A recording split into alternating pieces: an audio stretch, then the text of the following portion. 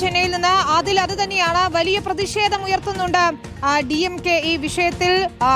അദ്ദേഹം പറഞ്ഞ സുബ്രഹ്മണ്യം പറഞ്ഞ പ്രധാനപ്പെട്ട ഒരു കാര്യം ദക്ഷിണേന്ത്യൻ സംസ്ഥാനങ്ങൾ ഒറ്റക്കെട്ടായി ഇതിനെ എതിർക്കാൻ പോകുന്നു എന്നുള്ളതാണ്. ഇന്ന് നമ്മൾ ലോക്സഭയിൽ കണ്ടതും അത് തന്നെയാണ്.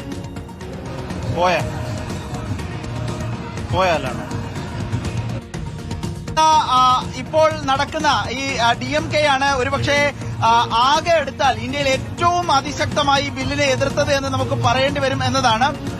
ഇവിടെ ഓരോ കോർണർ മീറ്റിംഗുകളിലും DMK സഖ്യം ആവർത്തിച്ചു പറയുന്നത് ഈ ബില്ലിന്റെ പ്രത്യാഘാതങ്ങളെ കുറിച്ചാണ്. ദില്ലിയിൽ നിന്നുള്ള ഒരു സംഘം, അത് കേന്ദ്ര സർക്കാർ തമിഴ്നാടിനെ ഇല്ലാതാക്കാൻ വേണ്ടിയുള്ള നീക്കങ്ങൾ നടത്തുകയാണ്. അതിനെ ഒരുമിച്ച് നിന്ന് പ്രതിരോധിക്കണം എന്നുള്ള മുദ്രാവാക്യമാണ് തെരഞ്ഞെടുപ്പ് പ്രചരണത്തിൽ ആകെ ഉയർത്തുന്നത്. ഒരുപക്ഷെ പ്രാദേശിക വികാരം ഉദ്ദേശിച്ചതിലും കൂടുതൽ ഉണർത്താൻ DMK സഖ്യത്തിന് കഴിഞ്ഞു എന്ന് വേണം പറയാൻ. ഏതായാലും ഈ നീക്കം തുടങ്ങി പാർലമെന്റിൽ ഈ ബില്ല് അവതരിപ്പിക്കുന്നു എന്ന് വന്നപ്പോൾ തന്നെ അതിശക്തമായ പ്രതിഷേധത്തിലേക്ക് കാര്യങ്ങൾ പോകുന്നു. വിനീത പറഞ്ഞതുപോലെ കറുത്ത വസ്ത്രം ധരിച്ച് DMK എംപിമാർ പാർലമെന്റിലെത്തി കത്തിക്കയറുന്ന കാഴ്ച കണ്ടു. സമാനമാണ് തമിഴ്നാട്ടിലെ ഓരോ സ്ഥലത്തെയും കാഴ്ച. DMK ഒരുപക്ഷെ തമിഴരുടെ വികാരം ഉണർത്താൻ ഈ അവസരം പ്രയോജനപ്പെടുത്തി എന്ന് പറയുന്നതിൽ ഒരു തെറ്റുമില്ല. മാത്രമല്ല തമിഴരെ അരികുവൽക്കരിക്കാൻ രണ്ടാം നിര പൌരന്മാരും ആക്കി മാറ്റാനുള്ള നീക്കമാണ് ഈ ബില്ലിന് പിന്നിൽ എന്ന് സ്റ്റാലിൻ എടുത്തു പറയുന്നു. സ്റ്റാലിൻ തന്നെ ആ ബില്ല് കത്തിച്ചു കളയുന്ന സ്ഥിതി.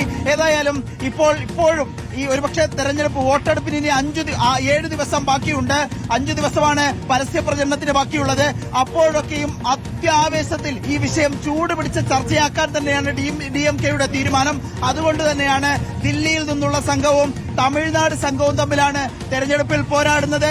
തമിഴ്നാട്ടിൽ നിന്നുള്ള ആളുകൾ തന്നെ ജയിക്കൂ എന്ന് DMK നേതാക്കൾ ആവർത്തിച്ചു പറഞ്ഞുകൊണ്ടിരിക്കുന്നത്. ഞാനിപ്പോൾ നിൽക്കുന്നത് മക്കൾ നീതി മയ്യം അധ്യക്ഷൻ കമൽ ഹാസൻ വരാനുള്ള ഒരു പരിപാടിയിലാണ്. ചെന്നൈയിലെ ചെപ്പോക്കിലാണ് ഈ പരിപാടി ഉള്ളത്. ഇവിടെ നമുക്ക് കാണാൻ കഴിയുന്നുണ്ട് മക്കൾ നീതി മയ്യത്തിന്റെ കൊടികൾ ഉയർത്തിക്കൊണ്ട് പ്രവർത്തകരാകെ ഇവിടെ തടിച്ചുകൂടിയിട്ടുണ്ട്. ഇനിയും ഒരുപക്ഷെ അരമണിക്കൂർ കൂടി കഴിഞ്ഞാകും കമൽ ഹാസൻ വരിക. പക്ഷേ ഗതാഗതമൊക്കെ ഭാഗികമായി സ്തംഭിക്കുന്ന രൂപത്തിലേക്ക് DMK സഖ്യത്തിന്റെ പരിപാടികളിലേക്ക് ആളുകൾ കുതിച്ചൊഴുകുന്നത് ഇരമ്പിയെത്തുന്നതാണ്.